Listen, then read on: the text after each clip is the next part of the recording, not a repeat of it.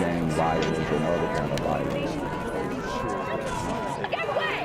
I could be at work, at school, in my car, I can still get shot by the police, but I can get shot anywhere. So it is what it is.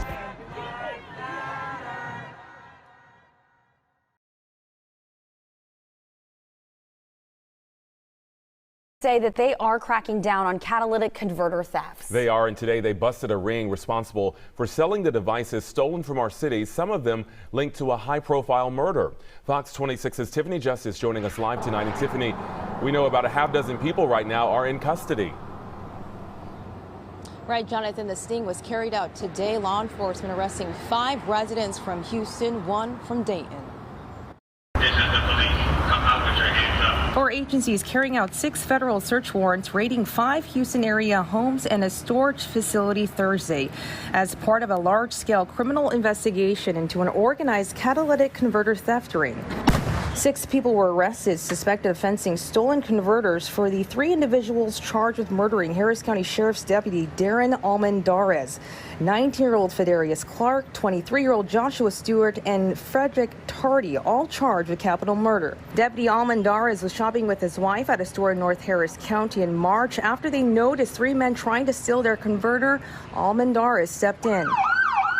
Fox 26 speaking with a recent victim who had his converter stolen while staying at the Hampton Inn Houston, Brook Hollow, when his converter was stolen. Woke up in the morning, got my wife and kids ready, so we went down to the car, turned it on, and it made a horrible sound. I took it to the nearest shop, and as soon as I pulled up there, the person at the shop said, "That sounds like your catalytic converter was removed."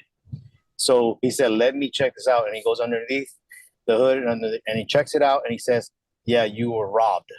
And it said he said there was 2 on each side, so it's 4 of them. Freddie tells us he quickly learned catalytic converter thefts is a big issue locally. Police said that they've gone to that same hotel numerous times for the same issue. We're going to keep an eye on that because that's one of the places that we keep getting phone calls about. Now, Freddie tells us he had to pay $1,300 out of his own pocket and has not received any communication back from the hotel. Reporting live, Tiffany Justice, Fox 26 News. I'm here on the corner of MLK and Frederick Douglass, where a shooting just took place. And as you can see, it's a pretty rough area. So I'm basically risking my life reporting on this madness. So make sure you do me a favor and hit the subscribe button.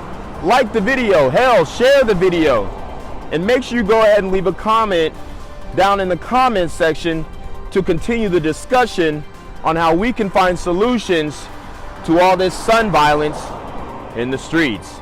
I'm Jenquavius Jackson, here live, reporting from Atlanta, Georgia, BGZM News 17. Illegal in Houston to sell a cut catalytic converter without proof of ownership. City leaders unanimously approved an ordinance back in May that went into effect this weekend. ABC 13 reporter Daniela Hurtado joins us live to tell us exactly what proof is needed. Tom, it will now be a little tougher to steal from cars like this one and sell those catalytic converters for thieves across the city of Houston. Now, there's going to be a little bit more proof needed in order to get that cash for these metals.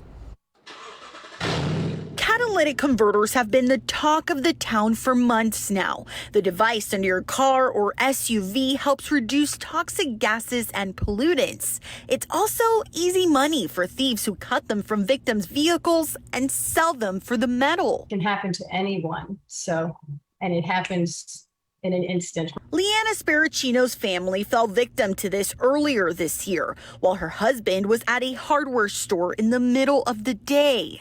Now a change in law requiring those selling and buying catalytic converters in Houston to take a few extra steps. Buyers at metal recycling businesses will need to take photos of the device, get a serial number and VIN.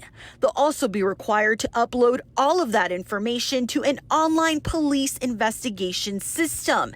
Independent sellers will need to bring vehicle information from which the catalytic converter was removed, like the VIN, and on top of that, a copy of any vehicle ownership documentation is also now required. Well, I don't know how much it's going to help. It might help a little bit, but I think ultimately if they want to sell them on the secondary market, they can. Mayor Sylvester Turner said in May, if someone is going to steal these items, the city is going to make it as inconvenient as possible to sell them. If someone can't provide proof they own the device or devices at the time of sale, they could face multiple misdemeanor charges. In Houston, Daniela Hurtado, ABC 13 Eyewitness News. Gang violence and other kind of violence.